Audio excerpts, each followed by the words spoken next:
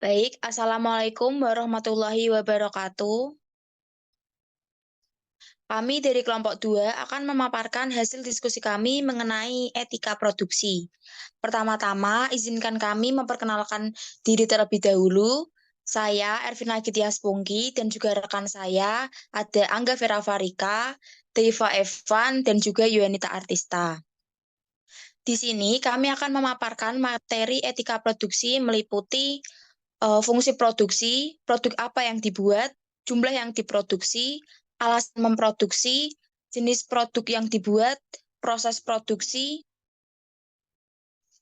Sudah. Tanpa berlama-lama, materi pertama akan disampaikan oleh rekan saya Angga Vera Farika.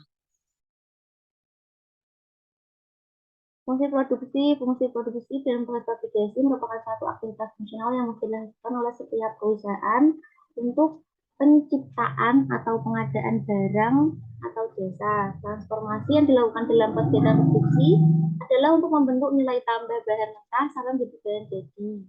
Kegiatan produksi meliputi produk apa yang dibuat, berapa kuantitas yang dibuat, mengapa dibuat, di mana harus dibuat, kapan membuat, siapa yang membuat, dan bagaimana memproduksi. Produk apa yang dibuat, ada dua pertimbangan yang mendasari pemilihan jenis produksi yang akan dibuat perusahaan. Yang pertama, kebutuhan yang dipenuhi masyarakat dan juga manfaat positif bagi perusahaan dan masyarakat. Kebutuhan masyarakat dikelompokkan menjadi dua macam, yaitu kebutuhan pokok dan juga kebutuhan sekunder. Kebutuhan pokok yaitu kebutuhan asasi manusia yang harus dipenuhi sebagai kebutuhan mendasar, meliputi sandang, pangan, dan papan. Sedangkan kebutuhan sekunder adalah kebutuhan yang muncul setelah kebutuhan pokok terpenuhi, misalnya hiburan, teknologi, dan lain-lain. Nah, untuk kriteria dalam menetapkan barang yang akan diproduksi ada dua, yaitu ekonomi dan etis. Etis adalah tercermin pada pemenuhan nilai sosial dan manfaat positif yang terdapat pada barang yang akan diproduksi. Sedangkan ekonomi tercermin pada benefit dan juga revenue yang diterima oleh perusahaan sebagai konstitusi logis dari kegiatan bisnis yang dilakukan oleh perusahaan. Jumlah yang diproduksi suatu perusahaan tergantung pada dua faktor, yaitu faktor internal dan juga faktor eksternal. Faktor internal yaitu sarana dan prasarana yang dimiliki perusahaan, faktor pemodalan, faktor sumber daya manusia, dan juga faktor sumber daya ekonomi lain yang dikuasai oleh perusahaan. Sedangkan faktor eksternal terdiri dari jumlah barang yang dibutuhkan masyarakat, kebutuhan ekonomi, pasar yang dikuasai, dan juga pembatasan hukum dan regulasi.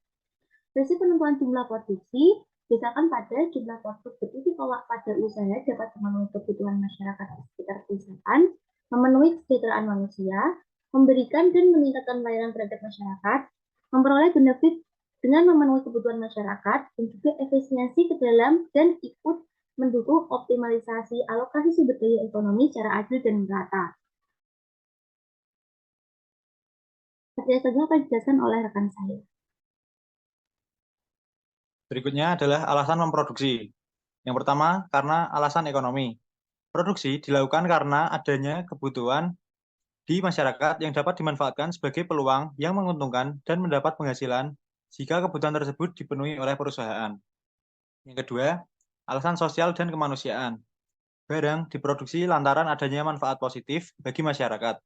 Perusahaan wajib memproduksi barang-barang yang meningkatkan taraf hidup dan derajat kemanusiaan dan dilarang memproduksi barang-barang yang merugikan. Ini didasarkan pada ukuran etika dan moral. Perusahaan sangat dianjurkan memproduksi barang-barang yang memiliki bobot sosial dan kemanusiaan yang tinggi serta tidak merusak kesehatan jiwa dan mental masyarakat. Berikutnya adalah alasan politik. Barang diproduksi memiliki fungsi terhadap kehidupan stabilitas politik suatu negara, di mana perusahaan itu didirikan. Misalnya berhubungan dengan ketahanan dan keamanan. Maka suatu perusahaan yang memproduksi alat persenjataan akan memiliki alasan politik dalam arti sempit, karena mendukung ketahanan dan keamanan negara. Politik juga dapat diartikan secara luas, yaitu meliputi sosial dan budaya. Alasan politis dalam arti luas membuat suatu produk sangat berkaitan dengan upaya pemenuhan kebutuhan seluruh rakyat suatu negara. Berikutnya ada jenis produk yang dibuat. Jika perusahaan menemukan apa yang dibutuhkan masyarakat, maka perusahaan memiliki peluang untuk membuat jenis barang ini. Kebutuhan masyarakat dikategorikan dua macam, yaitu kebutuhan primer dan sekunder. Jika barang diproduksi ini berkaitan dengan kebutuhan pokok dan dibutuhkan ketersediaannya, maka perusahaan harus segera membuat barang tersebut.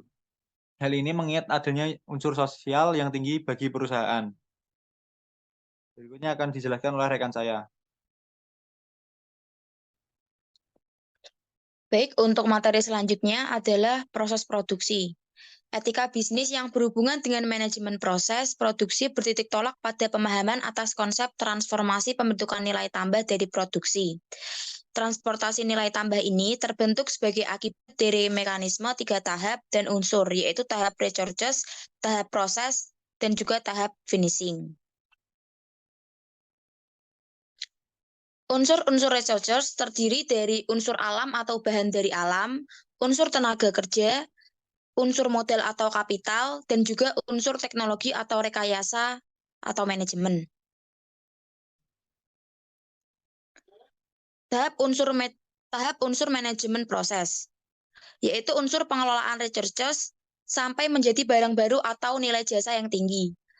Proses produksi bernilai tinggi apabila produk yang dihasilkan berkualitas tinggi. Dua ukuran yaitu efisiensi dan mutu produk akhir menjadi acuan dalam proses produksi. Proses produksi dapat dikatakan bernilai tinggi, manakala proses akhir menjadi acuan umum dalam proses produksi. Masalah efisiensi yang dijadikan orientasi pertama dalam kegiatan produksi, di mana salah satu tolak ukurnya adalah minimalnya biaya dengan melakukan pengurangan hak-hak dasar dan minimal dari kontribusi nilai produk dari pemilik faktor-faktor produksi. Tetapi pemahaman efisiensi dan efektif ini meliputi elemen-elemen atau biaya yang dikorbankan dalam proses produksi cukup ekonomis. Selanjutnya yaitu di mana diproduksi.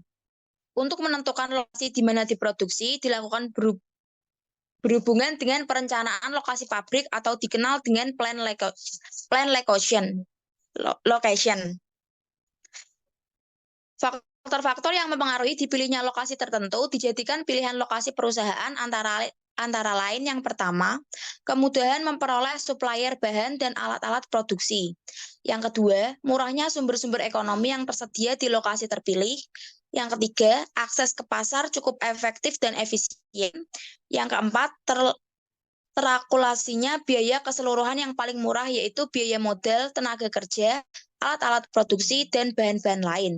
Dan yang kelima adalah termasuk adanya biaya transport yang relatif murah, baik dari sumber bahan baku maupun lokasi perusahaan ke pasar. Ini adalah gambaran pemilihan lokasi produksi berdasarkan lingkungannya. Dilihat dari biaya transport dari sumber bahan, lingkungan khusus, biaya transport ke pasar, dan juga lingkungan umum. Materi selanjutnya akan dipaparkan oleh rekan saya, Yuanita Artista. Yang selanjutnya adalah kapan diproduksi. Setelah menentukan di mana lokasi produksi yang kita pilih, berikutnya adalah memutuskan kapan produksi akan dimulai. Diperlukan dua pertimbangan untuk menentukan kapan waktu produksi barang atau jasa. Yang pertama adalah pertimbangan internal dan pertimbangan eksternal. Pertimbangan internal dilakukan ketika perusahaan melakukan produksi dengan sumber daya yang dibutuhkan, dapat diperoleh dengan mudah dan harganya relatif murah dan menguntungkan, sehingga perusahaan dapat menghemat penggunaan biaya yang cukup efisien. Perusahaan yang pengolahan produksinya dominan bahan baku akan lebih ideal jika posisinya dekat dengan lokasi bahan baku.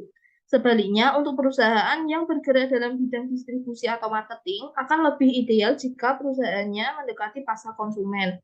Misalnya, pabrik genting akan lebih ideal jika dekat dengan daerah pemasaran lebih banyak, dan untuk perusahaan ekspedisi atau travel, lebih ideal jika mendekati pasar konsumen yang ada.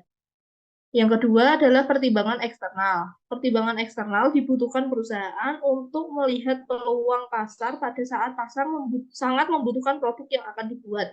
Hal ini ditinjau dari seberapa besar kebutuhan dan keinginan masyarakat yang belum terpenuhi, dan juga kecenderungan peningkatan permintaan pada waktu yang akan datang. Oleh karena itu, perusahaan akan melihat kapan produksi dapat dilakukan, amat tergantung kedua kondisi tersebut. yaitu sumber daya tersedia dengan cukup dan dapat diperoleh dengan murah, sehingga perusahaan dapat menghemat pengorbanan biaya yang cukup efisien. Di samping itu, perusahaan dapat melihat dari peluang pasarnya. Hal ini ditinjau dari seberapa besar potensi pasar memperhatikan daya beli yang dimiliki pasar tersebut. Di samping itu, perusahaan juga perlu memahami kapan kebutuhan masyarakat akan barang ini muncul atau akan timbul. Lalu yang kedua adalah menjamin produk aman. Berikut etika perusahaan dalam rangka memelihara dan mempertahankan kepercayaan konsumen. Yang pertama, menghasilkan produk yang benar-benar aman digunakan. Lalu, memberikan informasi yang lengkap tentang produk tersebut. Lalu yang ketiga, memberikan petunjuk yang lengkap tentang penggunaan dan cara-caranya. Lalu yang keempat, menyampaikan informasi tentang pembatasan penggunaannya. Misalnya, tidak boleh digunakan oleh anak kecil tanpa pengawasan orang tua. Selanjutnya, menjelaskan komposisi bahan yang digunakan dalam produk dan informasi lain yang dipandang lebih menjamin keselamatan. Tingkat kepedulian perusahaan sebagai produsen terwujud dalam berbagai kebijakan tindakan dan langkah-langkah yang konkret berikut. Yang pertama, dalam memproduksi suatu produk keselamatan, pengguna harus mendapat prioritas paling tinggi. Yang kedua, kalangan bisnis harus meninggalkan kebiasaan menyalahkan konsumen dengan alasan konsumen tidak mengikuti pasar produk. Yang ketiga, pentingnya pemantauan proses produksi untuk menjamin mutu. Yang selanjutnya, menjamin barang yang telah lulus produk sampai di pasaran, dan yang terakhir adalah kesediaan produsen untuk menanggapi secara cepat, rasional, dan objektif keluhan yang mungkin timbul dari konsumen.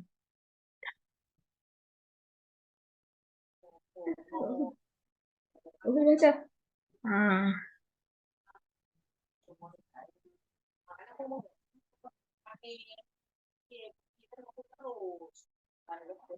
Baik, kesimpulan dari materi yang kami paparkan adalah